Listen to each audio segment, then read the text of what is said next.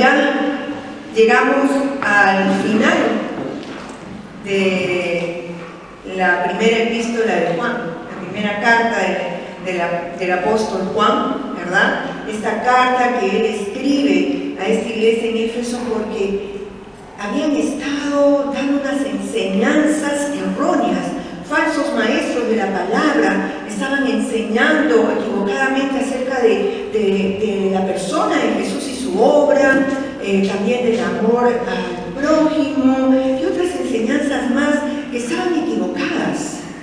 Y Juan les escribe para animarlos, para corregirlas, sí, pero también para animar a los hermanos.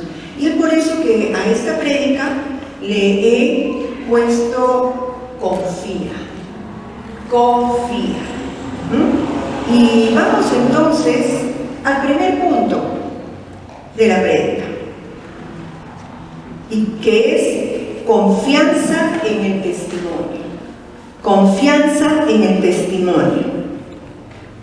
Ya en esta última porción de la epístola de Juan, él habla sobre el testimonio acerca de la verdad de la persona de Jesús. Él habla acerca del testimonio, de la revelación acerca de la persona de Jesús. Y vamos a ver por qué podemos nosotros confiar en este testimonio. Y lo primero que va a mencionar Pablo es el testimonio en sí. El testimonio en sí. Y vamos a leer el verso 6. El verso 6a.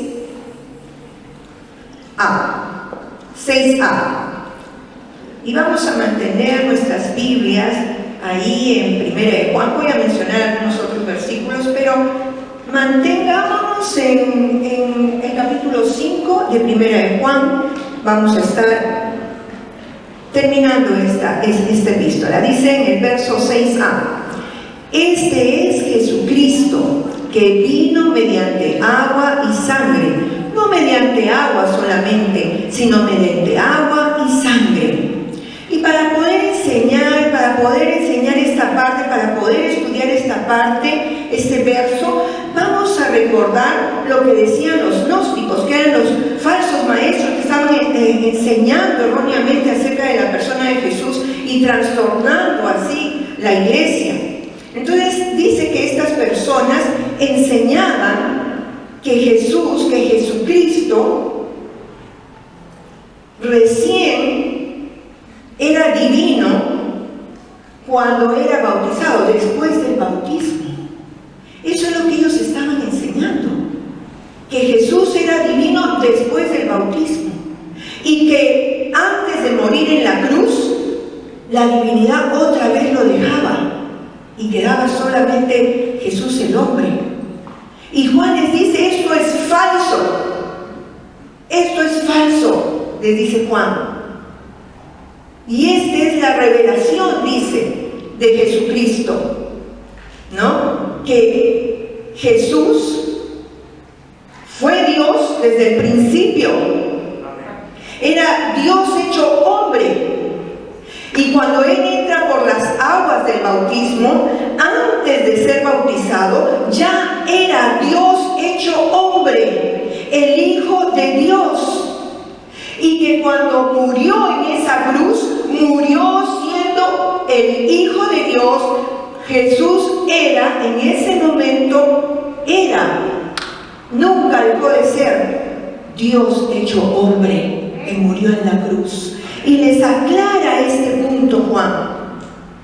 Les aclara porque era importantísimo. Y es importante que nosotros tengamos esa seguridad que Jesucristo, que murió en la cruz del Calvario por nuestros pecados, fue Dios hecho hombre.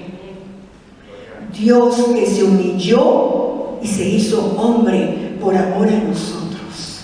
Amén. Entonces, aquí Juan les aclara eso.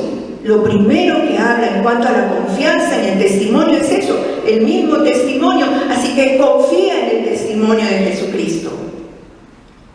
Y también les habla de los que dan el testimonio. ¿Quiénes están dando ese testimonio? Vamos a ver el verso 6b al 8. 6b al 8.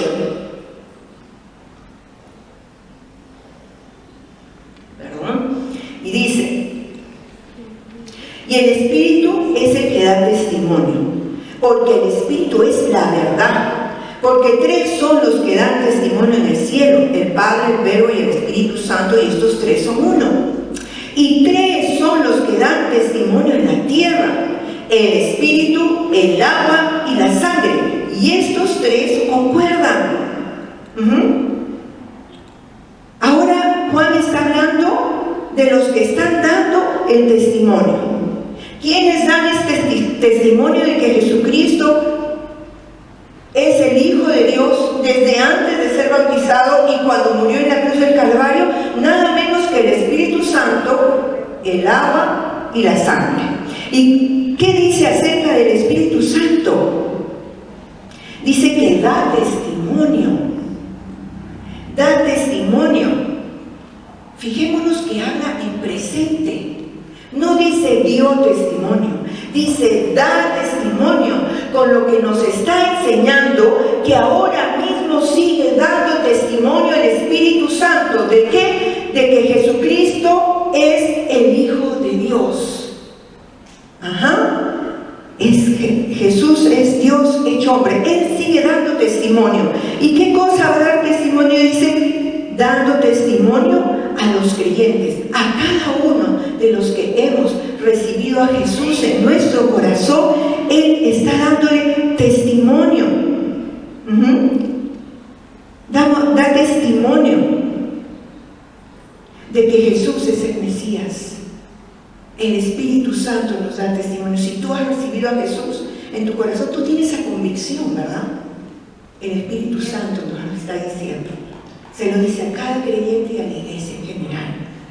Y también dice que sigue redarguyendo al mundo por haber rechazado a Jesús. Hasta el día de hoy, el Espíritu Santo sigue redarguyendo de pecado. Es decir, les convence, les hace ver. Al que no conoce a Cristo, le hace ver que Jesús es el único que puede dar vida eterna, que es el Dios hecho hombre, que vino a morir por nuestros pecados y que es el único que puede darnos vida eterna. Hasta ahora el Espíritu Santo lo sigue haciendo y lo seguirá haciendo. Amén. ¿Y qué más dice? Sigue animándonos a nosotros. El Espíritu Santo sigue animándonos. ¿De qué? De la victoria de Cristo. Nos anima con la victoria de Cristo, como dice Juan 16:33. Juan 16:33 dice así: estas cosas os he hablado para que en mí tengáis paz, dice Jesús. En el mundo tendréis aflicción, pero confiad, yo he vencido al mundo.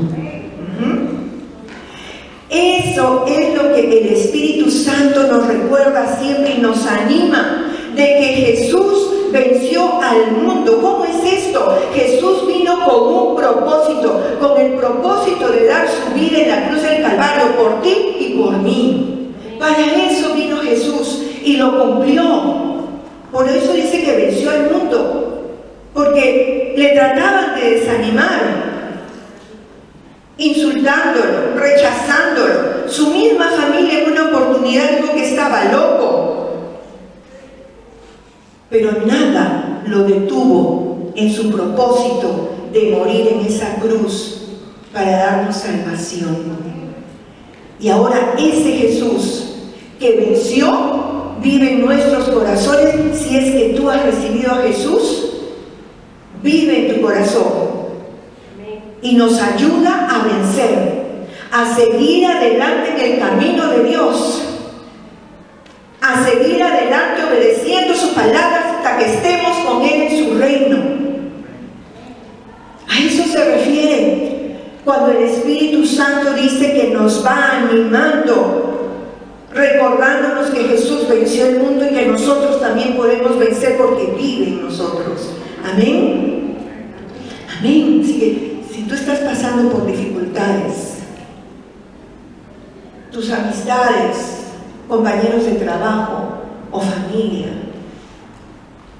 te rechazan o te insultan porque eres cristiano, porque tienes a Jesús en tu corazón, y le obedeces, no te rindas, no te dejes vencer, sigue adelante, porque vale la pena. Un día estaremos con Él en su gloria y todo este dolor se habrá terminado y estaremos con Él por toda la eternidad. Amén. Sigue adelante, sigue adelante. El Espíritu da testimonio de todo esto, dice. Y podemos creerle porque el Espíritu Santo es la verdad. Él es la verdad. ¿Y qué más dice? ¿Quién más da testimonio? El agua y la sangre, como ya hemos visto, ¿verdad? Que Jesús, antes de ser bautizado, era Dios hecho hombre. Y que cuando murió en esa cruz, era Dios hecho hombre, el Hijo de Dios. Y eso da testimonio de eso mismo, de que Él era el Hijo de Dios. Y Juan menciona 3 testigos. ¿Por qué? Porque en el Antiguo Testamento no se admitía que alguien viniera a acusar a otro sin que hubieran 3 testigos que tuvieran realmente pruebas de lo que estaban diciendo. Y Juan menciona el Espíritu Santo, el agua y la sangre, porque eran 3 testigos que hablaban de que Jesús efectivamente era el Hijo de Dios, hasta el fin y hasta ahora.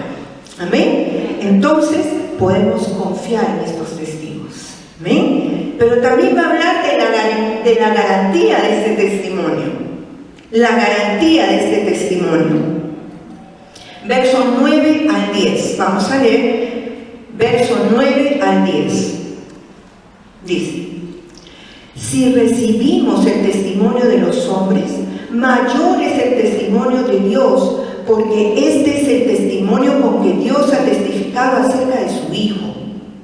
El que cree en el Hijo de Dios tiene el testimonio en sí mismo. El que no cree a Dios le ha hecho mentiroso, porque no ha creído en el testimonio que Dios ha dado acerca de su Hijo. La garantía del testimonio, la garantía de la revelación que Dios ha dado acerca de su Hijo. Y va a decir entonces que si los hombres dan testimonio, mayor es el testimonio de Dios. Porque Dios es veraz, porque Él es la verdad. Y podemos confiar en ello. Por eso este testimonio está garantizado. No hay que dudarlo. Puedes confiar en el testimonio. Podemos confiar. Y no solamente habla de esto, sino que también dice: el que cree en el Hijo de Dios tiene el testimonio en sí mismo. El que cree, es decir, aquellos que hemos recibido a Jesús en nuestros corazones, tenemos ese testimonio en lo más íntimo de nosotros. Podemos estar seguros de que somos hijos de Dios. Recuerdo alguna vez, en algún momento leí un folleto y se iban, no sé quiénes se acordarán, o hasta ahora de repente suben al micro y en la puerta iban colgados, ¿no? Colgados ahí en la puerta como banderines, ¿no? Y uno por ahí diciéndole al otro: ¿es usted hijo de Dios? ¿Y qué crees? ¿Que soy animal? Le dice. Y es que, para sorpresa de muchos, y para mí fue una sorpresa, el saber que no todos somos hijos de Dios. Todos somos criaturas de Dios, todos, porque Dios nos creó a todos. Pero dice que hijos de Dios son aquellos que han recibido a Jesucristo en sus corazones como Señor y Salvador por la fe en lo que Jesús hizo en la cruz. Y dice que los adoptó entonces como hijos suyos, dice en Juan 1:12. Para que tomen nota los que están tomando nota. Juan 1:12. Para que vean que no estamos diciendo mentiras. Aquellos que le recibieron les dio la potestad de ser hechos hijos de Dios. Y cuando recibimos a Jesús lo sabemos. Y podemos ver la diferencia.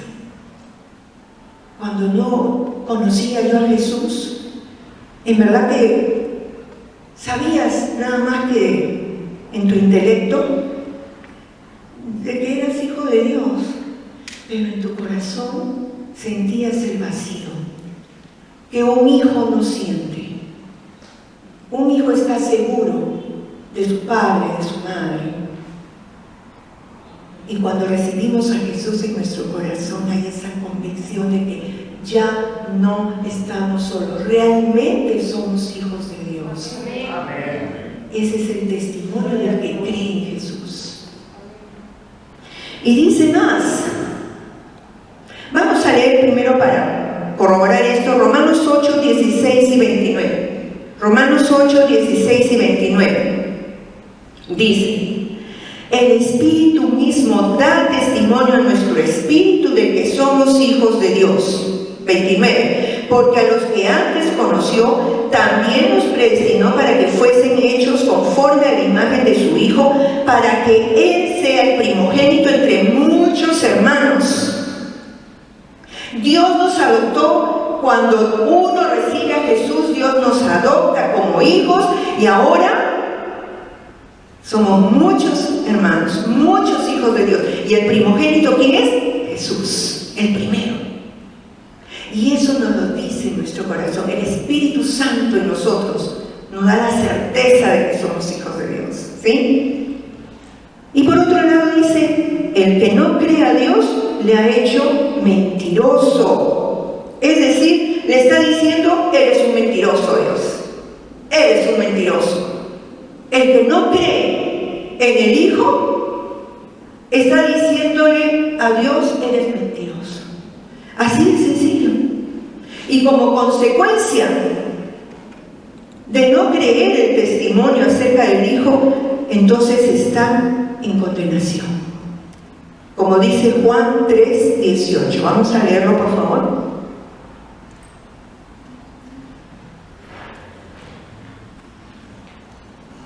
Juan 3, 18. Dice: el que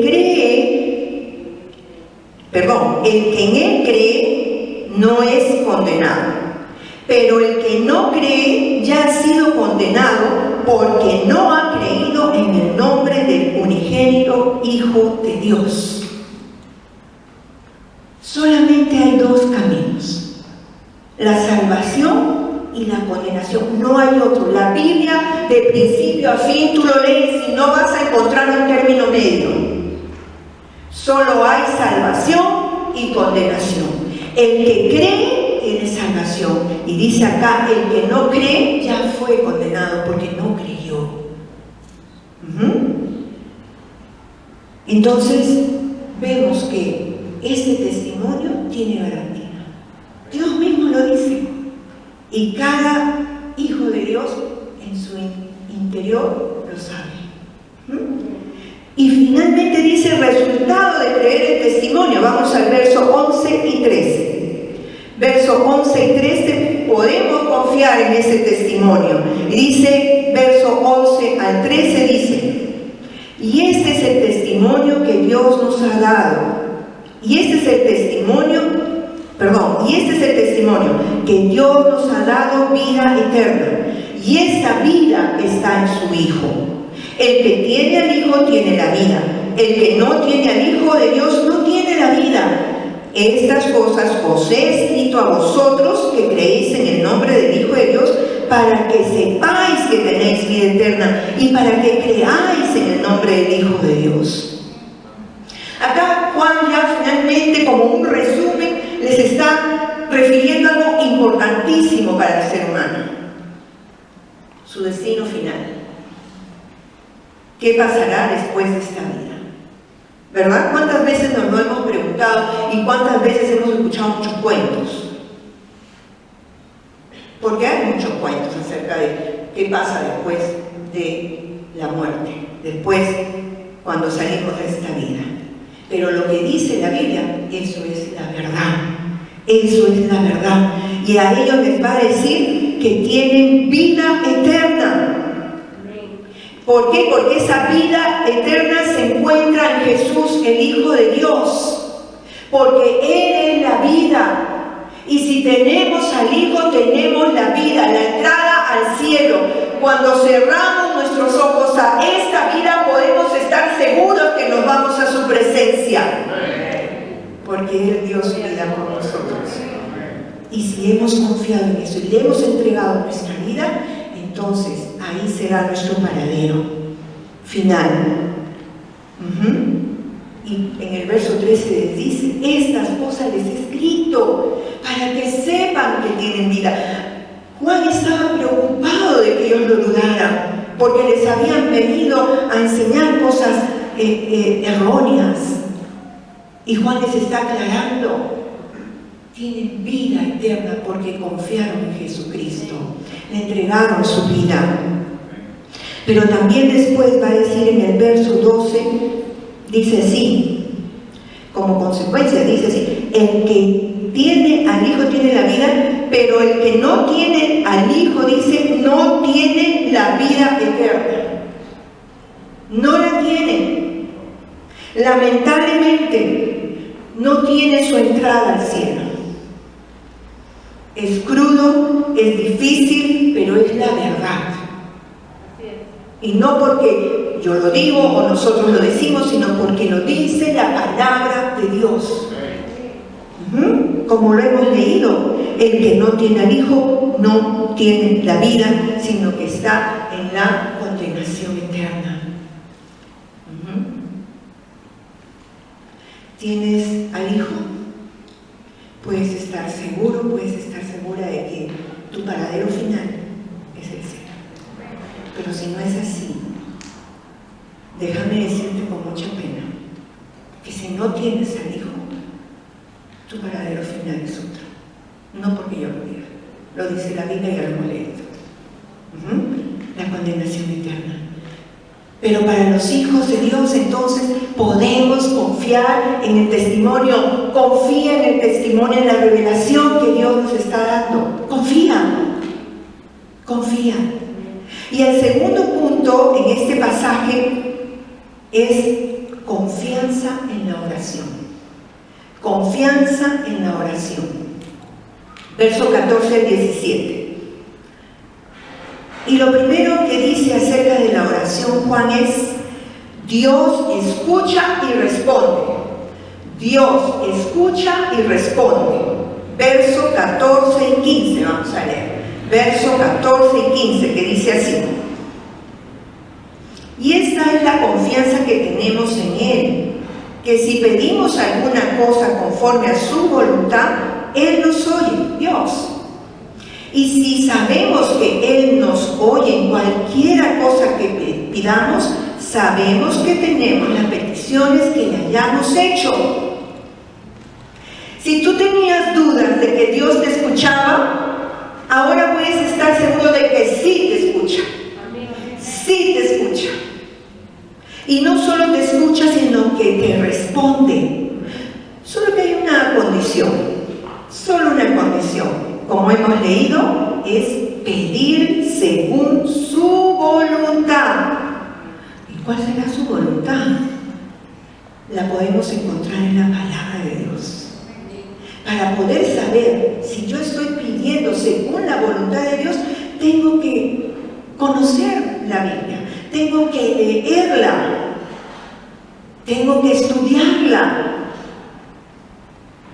Y entonces vamos a ir conociendo la voluntad de Dios. Y vamos a leer Romanos 12:2 en la Nueva Traducción Viviente. Dice: no imiten las conductas ni las costumbres de este mundo, más bien dejen que Dios los transforme en personas nuevas al cambiarles la manera de pensar. Entonces aprenderán a conocer la voluntad de Dios para ustedes, la cual es buena, agradable y perfecta. Dos cosas vemos acá. Conocemos su voluntad por medio de su palabra, que va transformando nuestra mente. Por años hemos recibido enseñanzas de diferente tipo, no porque yo me siento en un lugar solamente eso aprendo, no. Cuando vemos televisión, cuando leemos alguna revista, cuando escuchamos algo, en todo momento estamos aprendiendo. En todo momento aprendemos de las conversaciones con otros, de nuestros amigos, de los compañeros de trabajo, de los compañeros de estudio, de los vecinos, de la familia. Todo el tiempo estamos aprendiendo algo. Y todo eso se queda acá. Y lo triste es que mayormente va contra la palabra de Dios. Son enseñanzas que no se asemejan para nada a las enseñanzas del Señor para nuestra manera de vivir. Y por eso vemos que el mundo está como está. Sí o no que el mundo está terrible. Violencia en todas partes, dentro y fuera del hogar. Ay, si te chocas con alguien por ahí hace un poquito, seguro que te dice, ¿de qué te vas a morir? Porque estamos así, hermanos. Porque estamos aprendiendo todo el tiempo de todo lo que nos rodea. Pero dice que nosotros vamos siendo renovados por medio de la palabra de Dios. Eso va renovando nuestra mente y va a ir cambiando nuestra manera de ver la vida, y la vamos a ver de acuerdo a la palabra de Dios, de acuerdo al consejo que Dios nos da de cómo vivir. Y cuando vamos conociendo su voluntad, nos vamos dando cuenta de que es buena, de que es agradable y de que es perfecta. Me hace recordar en la crianza de los hijos, ¿no? Cuando a veces les recetan algo horrible, ¿no? O una inyección, ¿y qué dicen ellos? ¡Mala, mala, mala! Mis padres tenían una zapatería ortopédica y los niños no querían ponerse los zapatos ortopédicos porque son incómodos al comienzo. Son incómodos porque están corrigiéndole el pie. Pero tienen que ponerse, los padres les insisten en que tienen que ponerse. ¿Por qué? Porque quieren su bien, quieren lo bueno para ellos. Cuanto más nuestro Dios, que tiene un conocimiento perfecto, infinito. Él quiere lo mejor para ti, lo mejor para mí. Él quiere lo mejor para el hombre, para la mujer. Él quiere lo mejor para nosotros. Y su voluntad, recuérdalo esto, es buena. Aunque ahorita nos duela, y es agradable, en su tiempo lo vamos a ver, y es perfecta, lo mejor para nosotros. Entonces tenemos que conocer la voluntad de Dios para poder pedir según su voluntad. Porque yo no puedo pedirle, sí, Señor, ay, quiero por favor entrar a este trabajo, voy a poner este negocio, y de repente estoy haciendo cosas incorrectas, mentiras o trampas. Dios no me va a contestar, porque estoy pidiéndole algo, pero ¿cómo? Estoy haciendo cosas incorrectas. Bien, entonces vemos eso, de que tenemos que pedir conforme a su voluntad, porque su voluntad es buena, agradable y perfecta. Buena, agradable y perfecta. Entonces, confía que el Señor escuche y responde tus oraciones. Pero también nos habla de la oración por otros. La oración por otros. Vamos a leer versos 16 y 17. Dice: si alguno viere a su hermano cometer pecado que no sea de muerte, pedirá y Dios le dará vida. Esto es para los que cometen pecado que no sea de muerte. Hay pecado de muerte, por el cual yo no digo que se pida. Toda injusticia es pecado, pero hay pecado no de muerte. Un poco raro esto, ¿no? ¿Qué es eso de pecado de muerte? Nuevo. Pero ¿de qué está hablando acá Juan? Cuando habla del pecado de muerte. Es cuando el cristiano o la cristiana, el hijo de Dios o la hija de Dios, consiente un pecado en su vida grave que ya está afectando a la comunidad. Entonces Dios tiene que mandar un juicio sobre su vida. Y vamos a leer 1 Corintios 11, 29, 30 en la Nueva Traducción Viviente. Nueva Traducción Viviente, ahí estamos. Dice, están acá hablando de cómo se sirve la Santa Cena. Dice, pues si alguno come el pan y bebe de la copa sin honrar el cuerpo de Cristo, come y bebe el juicio de Dios sobre sí mismo. Esa es la razón por la que muchos de ustedes son débiles y están enfermos, y algunos incluso han muerto. Acá Pablo, recordemos un poco, ya hemos estudiado las epístolas de Corintios, ¿verdad? Que Pablo les escribe, y era una iglesia con problemas muy fuertes de división, de pecados sexuales, es decir, una iglesia con bastantes problemas. Y Pablo les va a decir, ustedes se sirven la Santa Cena, pero no se sirven correctamente. Ustedes no se están dando cuenta que no están honrando al Señor con sus vidas, porque están en pecados. En una les está diciendo eso. Y por eso algunos están débiles, algunos enfermos y algunos están muertos. No se mueren y se van al infierno, se van al cielo, pero se los tiene que llevar el Señor porque están perjudicando a la comunidad. Ahora, esto no quiere decir que vemos por ahí un hermano que está débil, un hermano enfermito. ¿Qué pecado habrá cometido este hermano? No. Por favor, no estamos hablando de eso. Porque estamos en este cuerpo que es débil y que está en un proceso se va deteriorando. Y van viniendo las enfermedades. Estamos en un mundo que se está también destruyendo. Y antes, ¿cuánta gente era alérgica? Poquísimos. Ahora, yo estoy segura que acá cada uno de nosotros tenemos algún tipo de alergia. Porque así está este mundo. Y nos está afectando. Así que no todos los que están enfermos es por algún pecado. Por favor, tengamos cuidado. Pero sí estoy refiriéndome a lo que Juan les está hablando acá. Que un pecado de muerte sería un pecado que ese cristiano o cristiana está cometiendo y está perjudicando ya incluso a la congregación. Ya está siendo de tropiezo para otros. Y como no sale de eso, entonces Dios manda juicio. Ese pecado de muerte. Entonces ya sabemos. Pero Juan continúa, o mejor dicho, dice antes también: si alguno viene a su hermano cometer pecado que no sea de muerte, pedirá a Dios y Dios le dará vida. ¿Cómo es esto de que le dará vida? Es decir, sanará.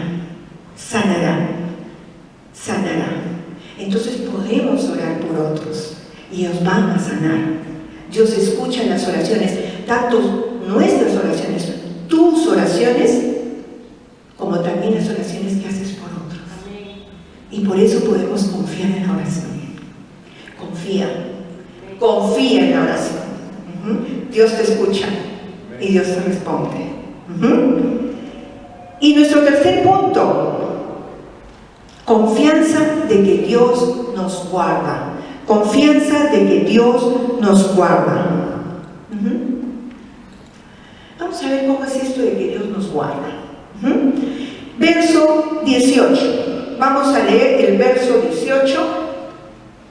Dice así: sabemos que todo aquel que ha nacido de Dios no practica el pecado, pues aquel que fue engendrado por Dios le guarda y el maligno no le toca. Dios nos guarda.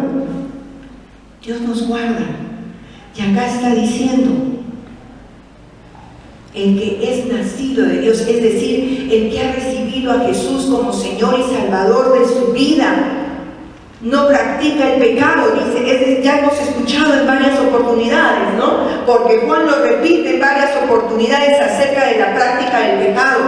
Practicar el pecado es vivir pecando como si nada, como si nada. No me siento mal de decirle, dile que no estoy, no me siento mal de decirle, me disgusté con esta persona y le digo, pero ¿hasta de qué se va a morir?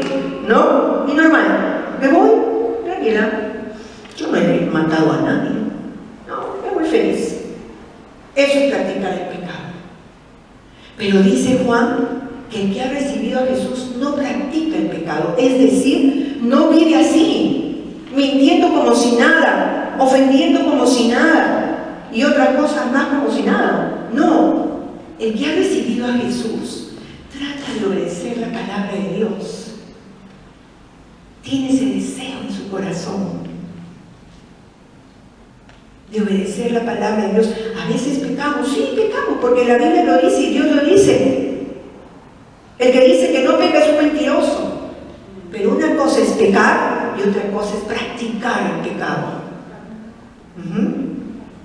Y si pecamos por ahí, Señor, perdóname, me duele. El que tiene a Jesús en su corazón le duele haber pecado y le pide perdón y sigue su vida cristiana tratando de no fallar en ese punto otra vez, como otros tampoco. Entonces, la palabra del Señor, eso es lo que nos está diciendo.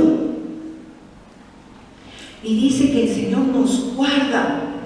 ¿Por qué? Porque el que recibe a Jesús, el Espíritu Santo viene a morar en uno, porque Jesús lo prometió. Yo les daré de mi Espíritu Santo, dijo. Y ese Espíritu Santo nos ayuda a vivir obedeciendo su palabra. Eso es lo que quiere decir que nos guarda, que nos guarda. Nos guarda para obedecer su palabra, nos ayuda. Así que no podemos decir, yo no puedo. Sí podemos. Por eso es que Pablo dijo, todo yo lo puedo, porque Cristo me da las fuerzas a través de su Espíritu. Y dice que el enemigo no le toca. ¿Qué cosa quiere decir eso? Que no se lo va a llevar al infierno. No puede, ya no puede, porque ya no estamos bajo su poder. Ya ahora somos de Cristo. Tenemos a Jesús como Señor y Salvador y nos vamos a ir con Él al cielo. El enemigo no nos puede llevar a la condenación ya. Y el verso 19 dice, sabemos que somos de Dios y el mundo entero está bajo el maligno.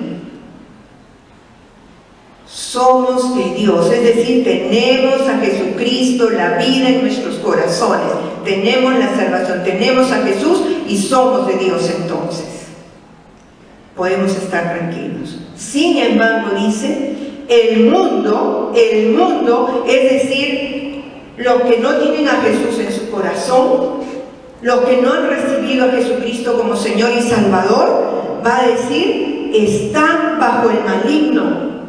Hemos leído, están bajo el maligno. ¿Qué es lo que quiere decir? En la Reina Valera de 1977 dice así, yace en poder del maligno, en poder del maligno.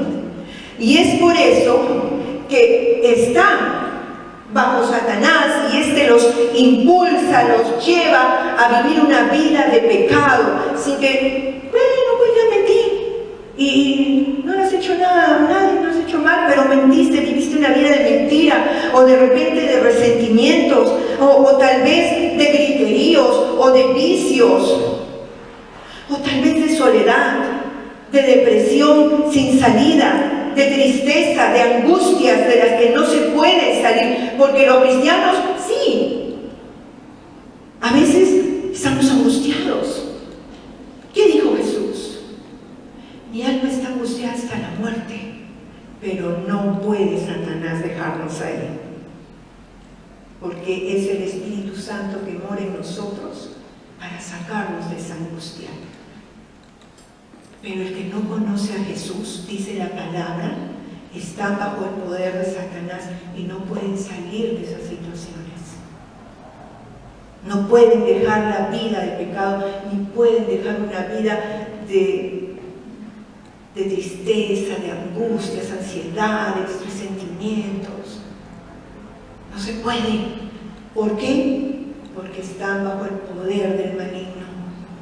Y que finalmente, todavía que se vive así, y eso no trae nada de paz. Por eso que el mundo no tiene paz, porque se vive sin Cristo, y es el maligno el que tiene atrapado al mundo. ¿Y cuál es el final? La muerte eterna. La muerte eterna. Por eso dice Romanos 6:23. Para que toman nota, Romanos 6:23 dice: porque la paga del pecado es muerte. La paga del pecado es muerte. El resultado de vivir en el pecado, lejos de Dios, es muerte. Es decir, la condenación eterna. Ese es el final. Y amado hermano, los que tenemos a Jesús, tenemos llamado de Dios a compartir su evangelio para sacar al mundo del poder de las tinieblas, del poder del enemigo. Verso 20 dice: pero sabemos que el Hijo de Dios ha venido y nos ha dado entendimiento para conocer al que es verdadero. Y estamos en el verdadero, en su Hijo Jesucristo. Este es el verdadero Dios y la vida eterna. Dice, sabemos que el Hijo de Dios ha venido. Cuando dice ha venido, nos está hablando de un hecho del pasado, pero que tiene sus efectos ahora en cada creyente. Porque dice que ha venido y nos ha dado entendimiento para conocer al verdadero. Es decir, ha venido para hacernos conocer al Dios verdadero. Al Dios verdadero. Viene a mi memoria, y lo he compartido antes, cuando yo miraba de lejos esa imagen y con mis lágrimas en los ojos, a mis 19 años, a mis 22 en esa época ya, yo le decía: ¿por qué tú no me escuchas? ¿Por qué no me escuchas? Y es que yo no conocía al verdadero Dios. Y estaba bajo el poder del maligno, viviendo una vida de desánimo, tristeza. Pero Jesús dice: vino para que conozcamos al verdadero Dios. Al verdadero Dios. Y cuando habla de ese conocer al verdadero Dios, habla de esa comunión con Dios, de esa vivencia personal, de una experiencia que el hombre y la mujer pueden vivir con Dios. Para eso vino Jesucristo, para hacernos conocer al verdadero Dios, para poder tener comunión con Él, una comunión que fue perdida por nuestro pecado.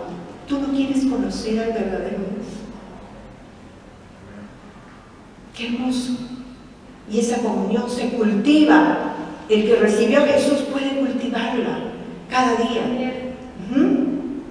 Y finalmente en el verso 21 les va a decir Juan: hijitos, guardaos de los ídolos.